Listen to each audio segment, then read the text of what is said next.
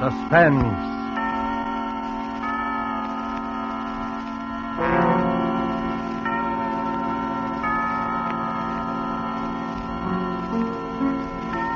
This is the Man in Black, here again to introduce Columbia's program, Suspense.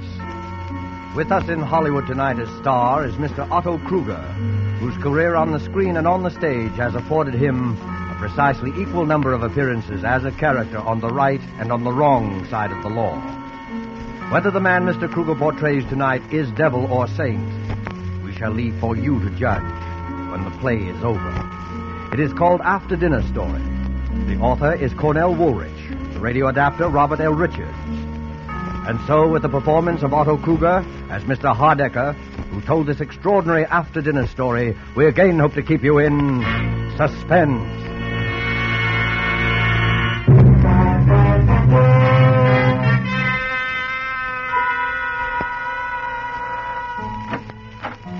Mr. Hardecker's residence? I believe I'm expected for dinner, please.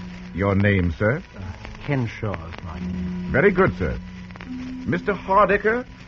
Mr. Kenshaw, sir. Number one. Good evening, Mr. Kenshaw. Is this where Mr. Hardecker lives? My name is Lambert. Mr. Hardecker? Mr. Lambert. Number two. My name is Prendergast. I think Mr. Hardecker? Mr. Prendergast. Number three. Mackenzie's the name. Mr. Hardecker? Mr. Mackenzie. Number four.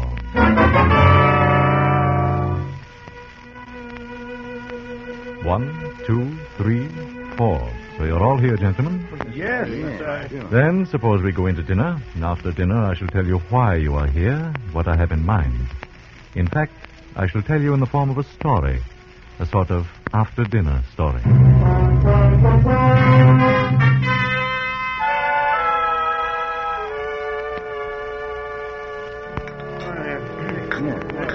All right. Yes, sir, that's a great cup of coffee. I enjoyed it very much. You pass that, please. Yes, very nice. Well, gentlemen, did you enjoy your dinner? Yeah, it was swell. Then, if you'll excuse me for just a moment, I have certain instructions to give the servants, and after that I shall rejoin you. I shan't be long. Certainly. Well, what did that crack mean? Certain instructions to the servants. How should I know?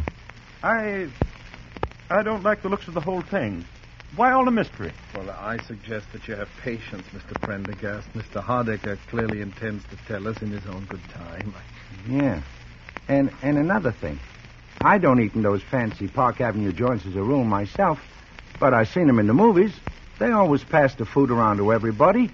They don't bring it out of the kitchen already on your plate and just hand it to you. Well, what possible difference can that make? Well, I don't know, but I know it ain't right. No. None of it's right. Why does a man invite four perfect strangers to dinner? What is this thing he has in mind for us he keeps talking about? Well, all I know, he says he'll make it worth our while, and I can use a little of that worth your while stuff the way business has been lately. Obviously, the connection between us is that we were all in that elevator a year ago. Oh, what of it? There's no mystery about that. The police cleared that up the very next day. Maybe Mr. Hardecker doesn't think so. Sorry to have kept you, gentlemen. Now, suppose we get down to business. Mr. Hardecker, none of us wish to seem rude, but we were just wondering what this business is all about.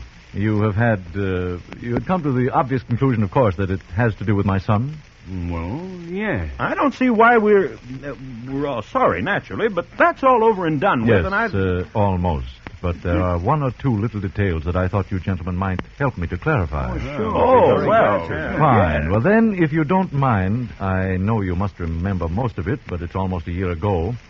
I'd like to go over the whole story from the beginning. Well, that's all right. Well, it was just before 5 in the afternoon on August 30th of last year when the matter which concerns us here this evening had its beginning. And on that day, and at that time, all four of you, perfect strangers, who had never seen each other before in your lives, found yourselves, for personal and business reasons of your own, on various floors of the Norfolk building in Midtown Manhattan.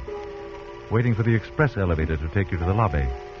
The first passengers were on the 21st floor. 21. Going down, please. Express car. Going down. There are now 3 men in the elevator. The operator, Mr. Kenshaw and Mr. Lambert, who had gotten on at the 21st floor. 18. Going down, please. Face the doors, please. Going down. Now there are 5 men in the car. Mr. Prendergast and Mr. Mackenzie had entered the elevator at the 18th floor. 15. Express car to the lobby. Going down, please. Say hello to Eleanor for me. You bet. Bye, Dad. Bye. 6 men in the elevator. The last to enter, I had accompanied to the elevator door myself. He was my son. These things drop pretty fast. Too fast for me. Hey, this baby is moving. Hey, look! We can't stop it. We're out of control. Stop it. Look out. We're going to hit. Get off. Stop it. Do something.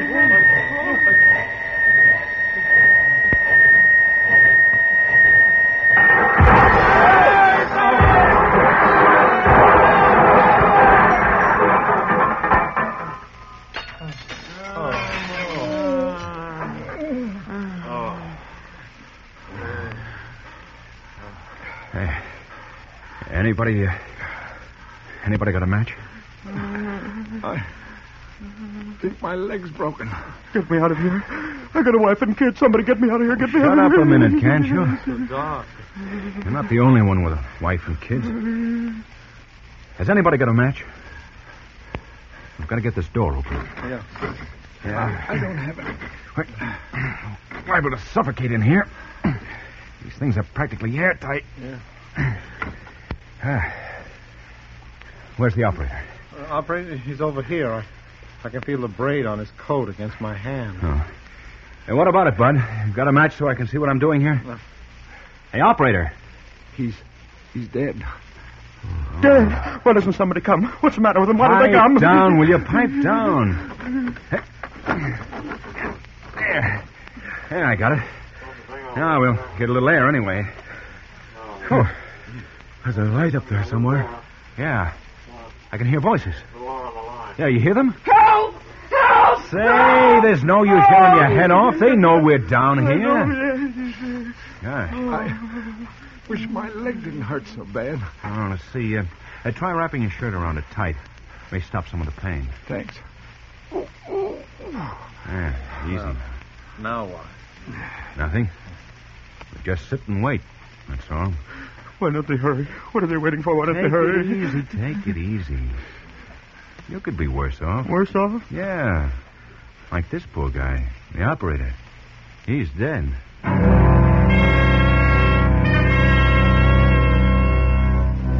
And so you waited. 6 men, 5 living, 1 dead. I know how it must have been for all of you, the minutes dragging by, there in the darkness, with nothing to do but wait. How's your leg? Better.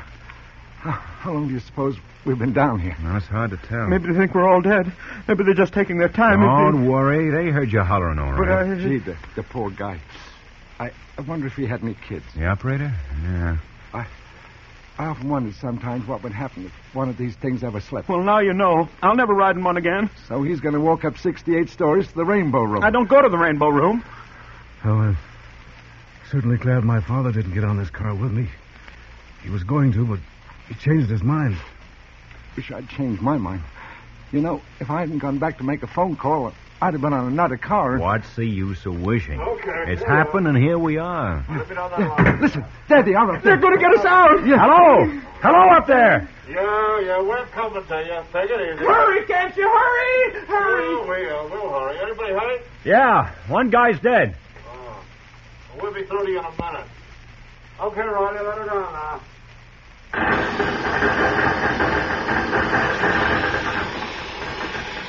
Look at that light up A there. settling torches. Yeah. They're going to cut a hole in the roof. What a racket. Oh, I'm nearly deaf already. Listen, you guys. We're coming through, see? Watch out for sparks. Shut your eyes and stand back against the wall. Okay. I never knew those things made so much noise. It's because we're close in. No! What was that? I don't know. I thought I heard somebody holler. Yeah, so did I. Must have been one of those guys up above. Those sparks are enough to blind you. Well, don't look at them. They will blind you. One went right by in front of my face, right across the car. They couldn't have. They're dropping down. Did you see it? It was awful bright. Oh, just a reflection. Don't look at it. I guess they got it cut through. Phew, yeah. I couldn't have stood much more of that. They're pulling off the top. It won't be long now. All right. Stand clear down there. I'm going to jump down. Yeah, cop. And no cop ever looked lovelier. All right. Pass them ropes down now. Rookie, hold it. All right. Who's first now? Who's the worst hurt of you all? How about this fella? Now, that's the operator. He's dead. Hey, look. Those other two guys are both passed out. Yeah, shock, I guess. Officer, I've got to get out of here. I feel pretty bad. Hey, hold your horses. There's nothing wrong with you. But I... That man's got a broken leg there. Who's got a broken leg?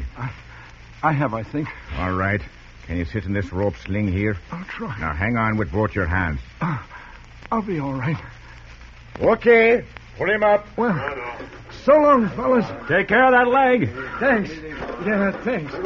My name's Lambert. And mine's Mackenzie. Maybe we'll run into each other sometime. Yeah. Well, so long. All right, let me have that rope now. Well, who's next now? Well, maybe you better take those two guys that passed out. They might be hurt. Well, sure. How about this young fella? Sure. He got a little blood on him, hasn't he? He has that. Glass from the light fixtures, I guess. Well, I don't think it's serious. You don't, eh? No, he seemed to be all right. Well, whatever he seemed to be, he's not now. This man is dead. Dead? Oh, but he can't be. Look here, my lad, you don't seem to realize that you've come through a pretty serious accident. I know, but he can't be dead. We heard him talking just a few minutes ago. Isn't that right? Yes, I heard him. Well, sure. He was talking to us here in the dock. He said something about being glad his father wasn't on this elevator. I can't help what he said or what you heard him say. This man is dead.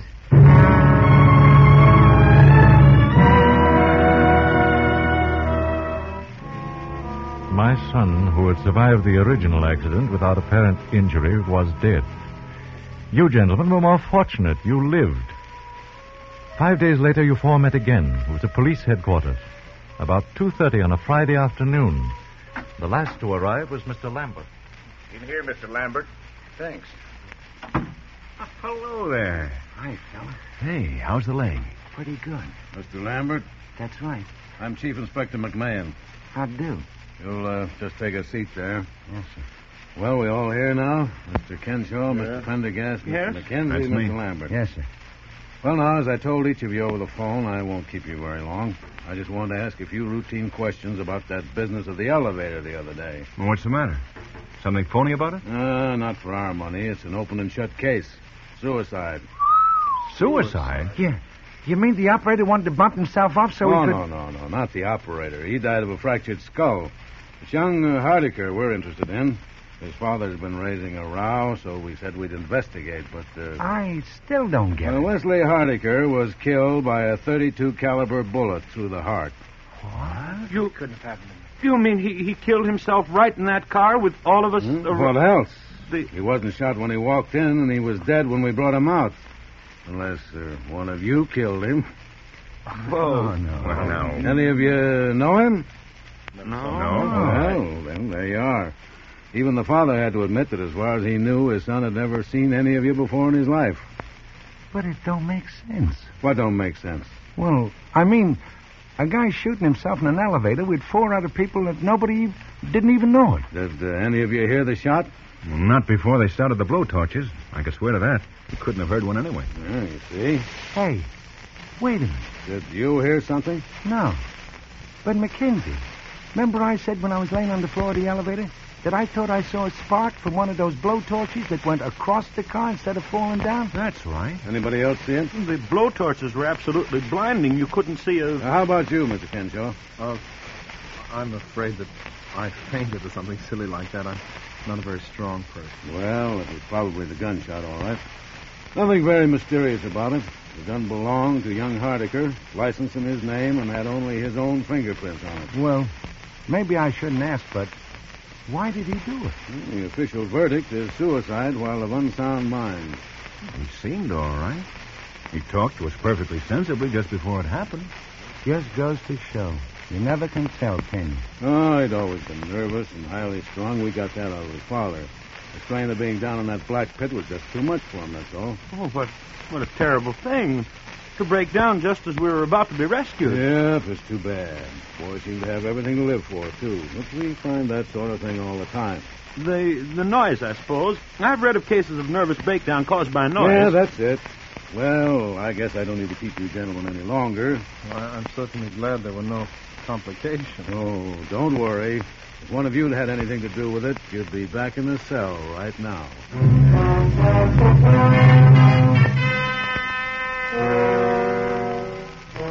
That was almost a year ago. Last week, each of you received a phone call from me. I can well understand and sympathize with the fact that you were somewhat astonished, perhaps a little suspicious of what you heard.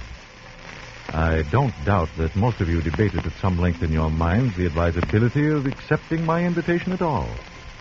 You, for instance, Mr. Mackenzie, you are married, as I remember. I imagine that you talked quite seriously with your wife about the whole affair. I phoned your home, I believe, at about 8:30 last Monday evening. Yes? This is Mr. Mackenzie speaking. Well, I'm sorry, but I don't seem to place you. Oh, of course, Mr. Hardiker. Well, frankly, I don't see the point. You don't know me, and I don't know you. Yeah? Yeah, I see. Well, all right, Mr. Hardiker. I'll be there. That's a funny name. Who was it, dear? His name is Hardiker. He's the father of that boy who killed himself in the elevator last year. Oh? Well, what did he want? He wants me to come to dinner with him on Saturday at his home. Why, how lovely. He's a very important man, isn't he? Did he ask both of us? No. As a matter of fact, he's asking the 4 men who were in that elevator with his son when he died. Oh, what a strange idea. It seems sort of gruesome to me. Yeah, that's what I thought. Didn't he say anything? Oh, he said quite a lot. Well, what did he say? I was just thinking... Oh, now, please, Stephen, don't sit there and be so tantalizing. What did he say? Well, he said something about his son's estate. Seems his son had quite a lot of money in his own right. The old man said he didn't need it, and there weren't any other relations, and... Well, he sort of hinted that he thought it might be a good idea to split it up between the 4 men who were with his son in his last moments of life, as he put it. Why, Stephen, how wonderful. Why aren't you excited? How much is it? Do you suppose it's a lot of money? I don't know. Why, it might be several $1,000s. It might be several $100,000. Oh, Stephen, what's the matter with you? Well, just such a crazy thing to do, that's all. I don't see that makes any difference. If a man wants to do a nice, kind, generous thing. Look, honey, if it was generosity, he'd give it to charity. If it was a sort of memorial to his son, he'd set up a scholarship or build a hospital or something. Well... The old man was pretty broken up about it when it happened. I remember reading something about his being in a sanitarium for a while afterwards. And he never did believe the verdict of suicide. The police as much as told us that at the time. How do I know he doesn't think one of us killed the boy? Oh, that's absurd. All right. But anybody who's crazy enough to divide up a wad of dough between 4 perfect strangers is crazy enough to think a perfect stranger killed his son. Oh, why, that... Maybe he thinks we all did it. Maybe he's wacky and has some crazy idea about revenge and is going to use the dough as bait to get us all together. I hadn't thought of it like that. Perhaps you ought not to go. I already said I would. Oh, anyway, maybe it's on the level. Stephen, do you still have that gun you used to have when you worked at the bank? Yeah, I have it there. I think you ought to take it with you Saturday night. Honey, I think you've got something there. I think that's a very good idea.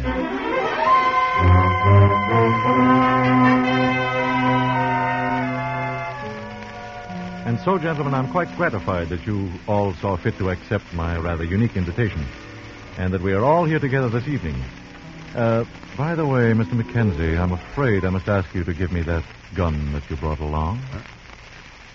So that's it. And, Mr. Mackenzie, you will notice that one of my servants who is standing in the door directly behind you has got you covered, is the phrase, I believe. Yeah. Oh, okay. Thank you. How did you know? Why, the butler sort of patted all your pockets when you removed your coats, but aside from that, I've spent most of my waking hours during the past year looking into the backgrounds of all you gentlemen. So I was right about this setup after all. Now, look here, Mr. Hardecker. I came here tonight in perfectly good faith. I even canceled a very important business appointment. With Mr. Joseph Donahue of Celluloid Products. Yeah. All right, let's cut out the mystery. What's this all about? Yes, really, what's Mr. the Hardecker, idea? Now, wait a minute. One moment, gentlemen. One moment. But I didn't ask you up here under false pretenses. I fully intend to divide my son's estate precisely as I suggested over the phone. I sincerely hope you don't resent my investigation of your backgrounds. Well, gee, Mr. Hardecker, my background isn't much, I guess, but... Perhaps we all owe you an apology, Mr. Hardecker, but you must admit the whole thing's been a little strange. It has indeed been very strange. I think, however, that phase of the matter is about over. Now, before we get down to business, there is one detail that I'd like you to help clear me up. Sure, we'll be glad.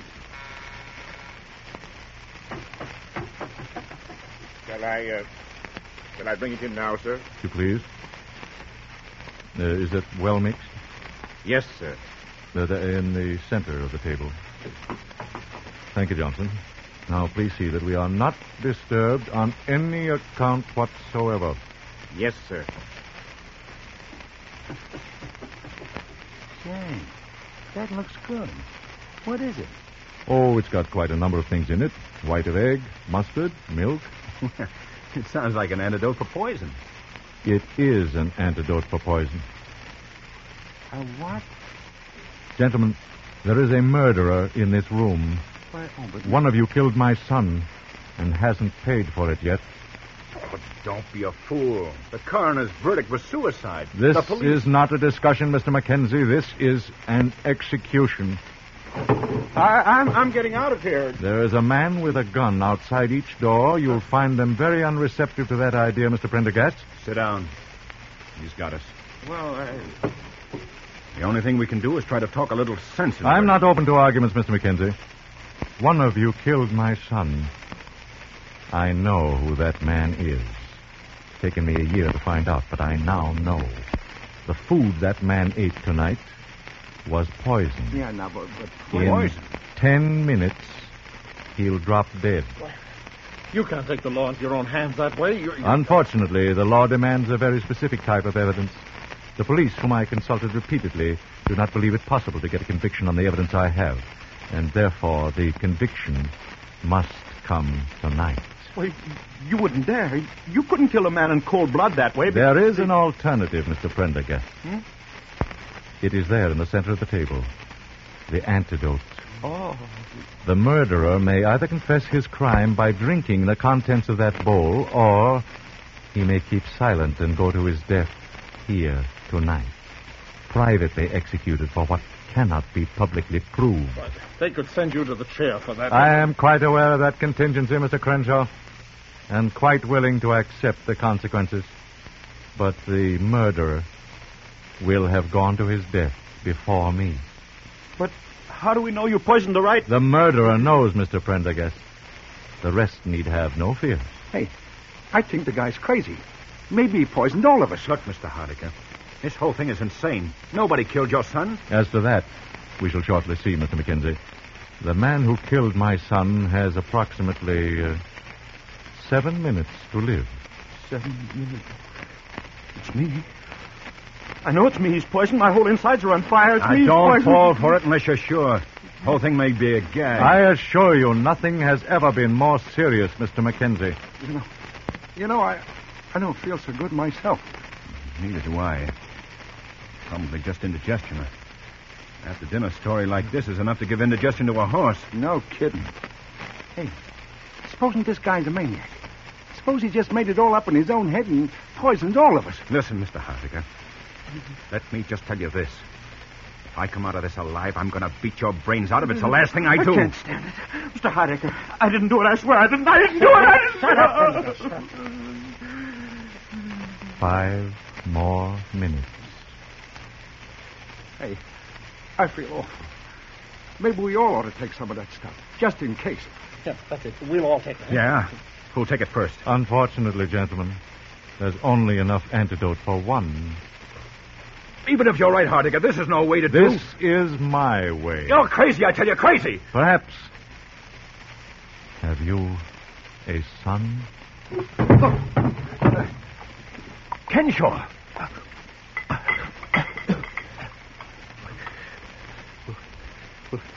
Will it save me? Well, gentlemen, now you know. All right. What do I care? I killed him. And I do it again. I hated him all my life. In school, in college, he never even knew that I existed. He was too good for someone like me. And he had everything. Money, everything. And he married the girl that I loved. She didn't know how I felt. I never told her. And then she died. Pneumonia, they said. She wouldn't have died if she hadn't married him. So I killed him. I saw him get into the elevator. And then it failed. It fell. It was as though God had delivered it into my hands. It came to me there in the dark. I choked him. I choked him, and then he got out his gun, and I put my hand over his, and I turned it against him and fired. But I'm glad. I'm glad. Look. Help him, somebody. Help him. Here. Hold up his head. Yeah. Never mind. He's dead. It didn't work in time. You killed him, Hardiker. No, I didn't. I tell you, he's dead. Yes, I know. But what he drank was not the antidote. It was the poison. The poison? You see, I didn't exactly know which of you killed my son. I only knew that one of you must have. And so Robert Kenshaw convicted himself in front of all of you and was his own executioner. But then, he was never poisoned at all until... Until he drank the contents of that bowl. Gee. I shall divide the estate, gentlemen, as I promised. Meanwhile, you may call the police if you like. Let the law and divine providence decide whether this man died by my hand or by the guilt that lay upon his own soul.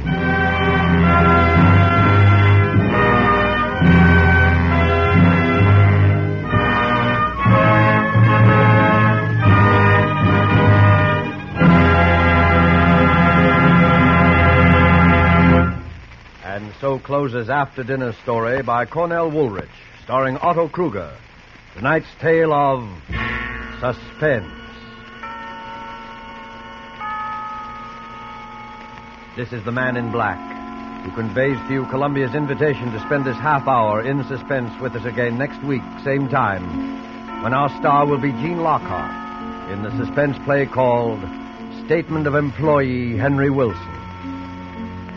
The producer of Suspense is William Spear, who tonight also directed the broadcast, and who with Lud Gluskin and Lucian Malowick, conductor and composer, and Robert L. Richards, the radio author, collaborated on tonight's Suspense.